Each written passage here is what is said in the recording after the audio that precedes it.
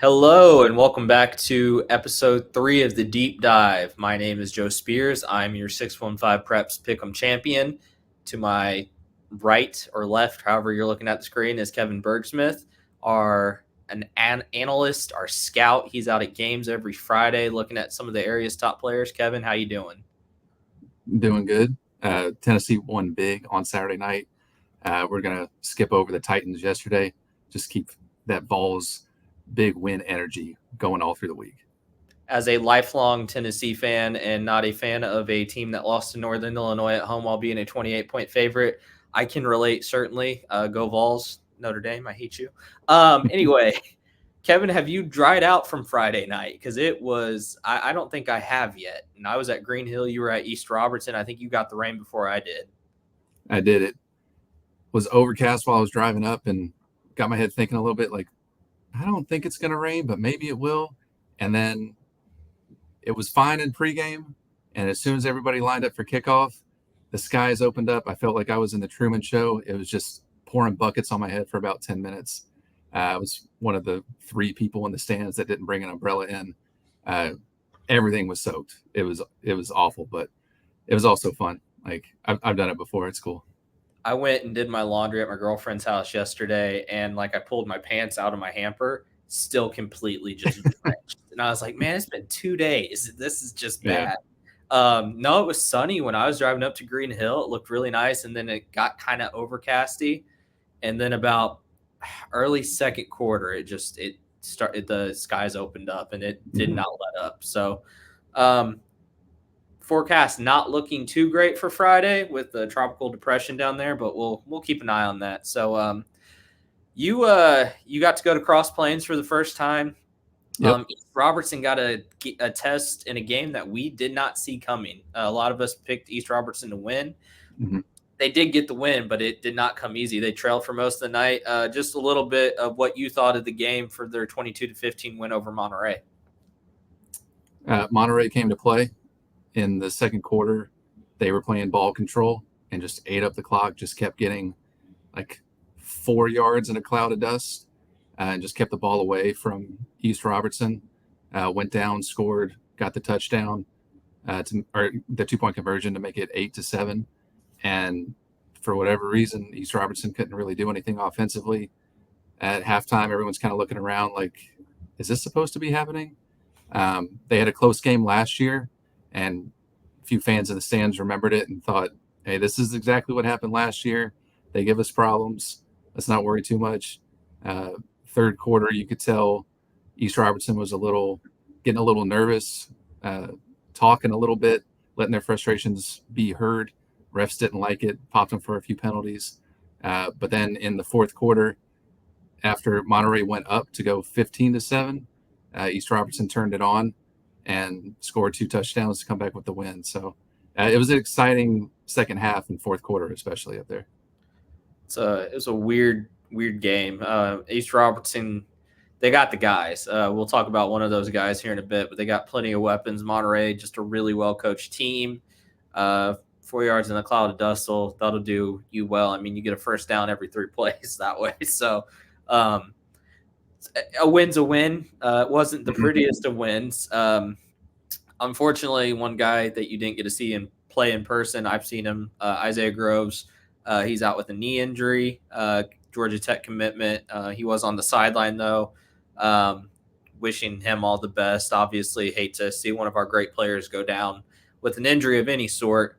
Mr. Football winner last year, he ran for over 3,000 yards, scored an unbelievable amount of touchdowns, got hurt, I believe, on the first drive of the year this season. So that's a big loss for the Indians, but they have to have other guys step up, and that includes his younger brother, Zach, and that's who we're going to be focused on today because Zach Groves is a stud, 6'4", 212 pounds. He holds offers from several Power Four schools. I mean, you Yeah. go through the list; it's really impressive. I think he's the number 2 player in the state for next year's class, so he's just going to keep getting. He's just going to keep racking up offers. He had a pretty nice game Friday night. From your perspective, what did you see out of Zach? Well, he's our first junior that we've looked at this year, and it's a little tougher with juniors because you're trying to project a little bit more because they're going to grow, they're going to get more seasoned, develop more skills. So it's really just like natural talent when we're looking at juniors. But he's got it in spades. He's got the size, first of all, the length. As someone who used to work at Florida State, uh, and I looked at a lot of 5 stars all across the country, he is exactly the type of player that would get our coaches salivating. Uh, Between the size and the explosion that he has, just the freak athleticism. When I saw him on tape, I was real excited to go up there, and then seeing him in person, uh, he's I want to say like a franchise player, but he's definitely someone that a defense will build around. Uh, he's a he's an edge player, can play with his hand on the ground or standing up. They kind of moved him around a little bit. They had him on the ground in the first half, decided to adjust, had him standing up on the edge. In the second half, he was effective doing both. The main thing he does is rush the passer. That's where he is an absolute freak. Problem was Monterey doesn't pass at all. They only passed 9 times out of 49 snaps, but he did uh, make his presence known on those pass attempts. He had 3 hurries, 2 hits. He also had a pass defense out of those 9, which is just amazing percentage wise, creating havoc when they decided to pass. He's got a great inside step. He just blows by offensive tackles when he decides to go inside. It's like the offensive tackle is not even standing there. They don't even get a hand on him. All of a sudden, he's in the backfield. Everyone's kind of like, how did that happen? But against the run, he had a lot of plays, squeezes the edge. And the thing about him that just stood out to me so much is his range and pursuit. They ran away from him so many times, but he found a way to be around the ball. A lot of guys can be very, very frustrating for scouts when you see a guy just stand up and they kind of watch the play go to the other side of the field and like, it's not coming my way. This guy was hustling every play, trying to chase down the play, trying to get in. He was taking smart angles, putting himself in position to make plays in case something bounced the wrong way. So he was in the right position. You can tell he's coached well. But he's also, you can tell he's not a tactician. He doesn't really know how to use his hands yet. So the upside for him is through the roof. And that's really what got me very excited. He doesn't even know what he's doing yet, but he's the potential for how good he can, how much better he can get it's amazing. Yeah, I mean, I think right there, you said it, the potential. It's just unbelievably sky high. You talk about the Groves family in general. It seems like all those kids, cousins, brothers, they're all just amazing athletes. I remember Taylor Groves a couple of years ago, really good wide receiver, kick returner, went to Ole Miss. Now I believe he's at Ball State playing basketball. He's a really good basketball player. Elijah Groves down at NC State now. He was a stud last year too. Isaiah, obviously, unfortunately, we won't get to see his senior year, it sounds like. But Zach, he's living up to the hype, and the potential is just, you just look at him and you're like, that's a college football player. Yes. I mean, that's the best. Like, I saw him play for the first time in the state championship last year, and he looked very different than every other player on the field, including Isaiah. Yeah. Isaiah's not small. I mean, he's a big running back, but Zach just is huge. He played a little bit of offense last year, and I'm sure he did this. Did you see anything out of him on that side of the ball? They use him as a tight end, kind of slot receiver when they spread the formation out a little bit. He was only targeted one time in the red zone. It was a broken play, and the ball was in front of him. He had to dive to make the catch, and it was just a little bit too far in front. Really, they used him not necessarily as a decoy, but he was blocking out there. And then when they would throw it, when he was out there, he was kind of like a screener on bubble screens. Just kind of used him as a blocker out in space. But using him as an athlete, really taking advantage of his size and really the potential threat of when he comes out there, they could throw to him or do something with him. But they didn't really use him in any particular way other than as a threat. He size-wise, he reminds me of Caleb Herring. when Herring Okay, yeah. was at Riverdale. Hmm. Just coming off the edge, blowing things up. And Herring was the number one player in the class for that, number one player in the state for that class. Seems like a while ago, but it really wasn't. It was like 2 years ago he was Right. here. Zach, I think, has just the potential to be really, really, and the hustle. That's the thing that gets me. When you have these kids that are ranked so highly, and he's playing at a smaller level. He's not Hmm. 6A or 5A. He's playing at 2A. Yep. Sometimes I feel like they could take a play off. It doesn't seem like he's that type of player. No, not at all.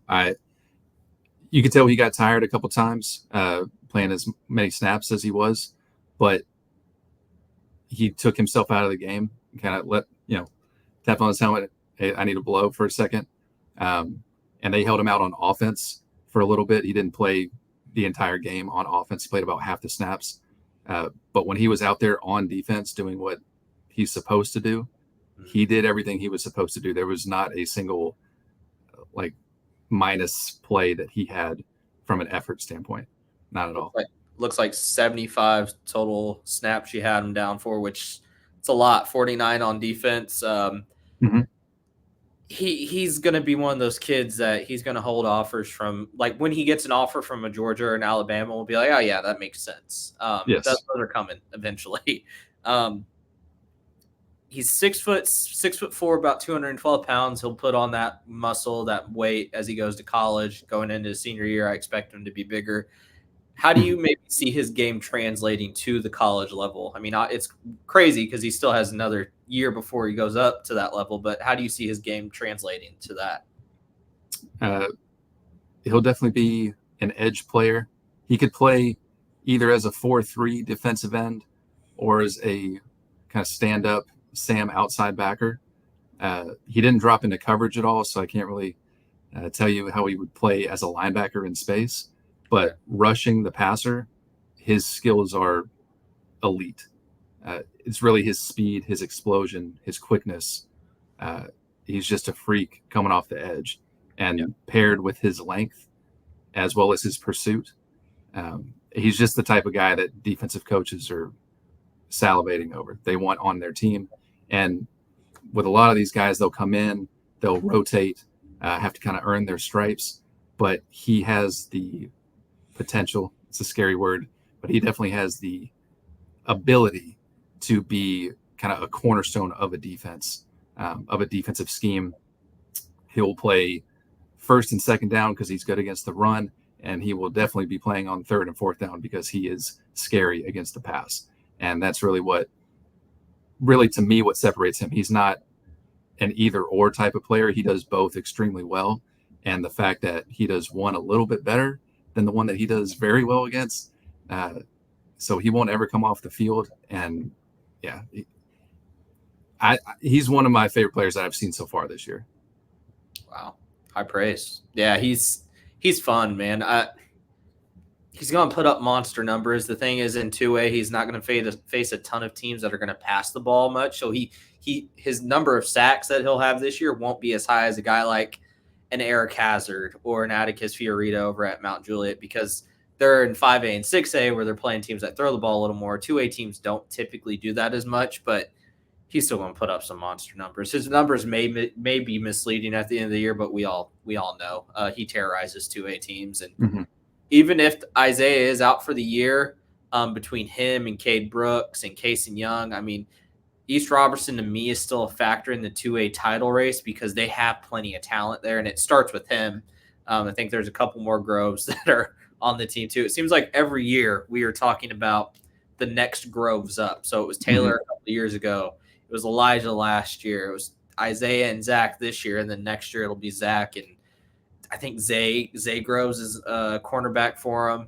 Yep, he caught a touchdown on Friday. Yeah. Yeah, it's never ending. That family is a staple in Cross Plains. Kind of mentioned it earlier. You mentioned last week Brentwood Academy, your favorite place to go cover a game, go see a game. Cross Plains, I do feel like you didn't get the right environment for Cross Plains just because of the weather.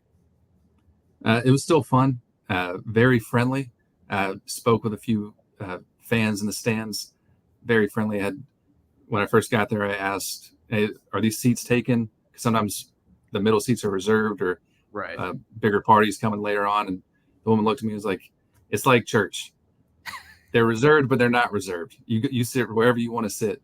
And then a couple guys sitting next to me were very friendly, chatting me up, giving me a little inside perspective on the East Robertson team, the way they play, and the Groves a little bit as well. So it was an awesome atmosphere, at least from an insider's perspective, and also from a stranger's perspective. I've never been there before, but it was an awesome atmosphere, actually. The rain just ruins things sometimes. It's fun, and on a grass field like that, I'm sure the kids were having a lot of fun. Next week you will be at Riverdale, correct? Is that where you're planning on going? Yep. Going to see hopefully a pretty good matchup between two highly ranked teams. Germantown comes from Memphis up here to Riverdale. Hopefully seeing a few players in that game. I was at Riverdale last season in a playoff game, their last game of the year. So hopefully this game will turn out a little bit better, at least closer. Looking forward. I like Riverdale. I like their stadium. They have a new turf field too that looks really slick. So you caught a Riverdale team that was very high off of a regular season win at Oakland, and an Oakland team that was very, very angry at that result. So the Patriots are really good. We'll see them very soon. That's one of our games of the week as well. Looking forward to seeing how that one turns out. Riverdale coming into this one off of a 7-0 loss to Beach.